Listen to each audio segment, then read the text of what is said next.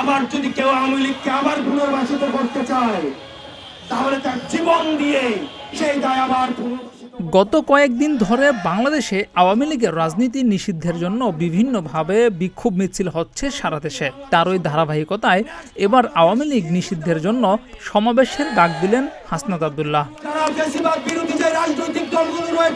শনিবার নিজের verified Facebook পেজে এক পোস্টের মাধ্যমে এই সমাবেশের ডাক দেন হাসনাত আব্দুল্লাহ। সেখানে তিনি লিখেন, আওয়ামী লীগের নিবন্ধন বাতিল, কার্যক্রম নিষিদ্ধ এবং দ্রুত বিচারের দাবিতে শাহবাগে সমাবেশ অনুষ্ঠিত হবে 22 মার্চ বিকাল 3:30টায়।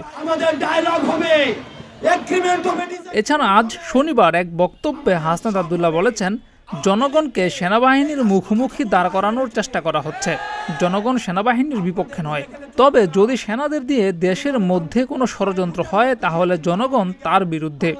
পালাতে বাধ্য হয়নি, আওয়ামী লীগ পালাতে বাধ্য হয়েছে গণঅভ্যুত্থানের মধ্য দিয়ে। পৃথিবীর ইতিহাসে কোথাও কোনো নজির নেই। জিয়াউর রহমান, প্রতিদিনের বাংলাদেশ।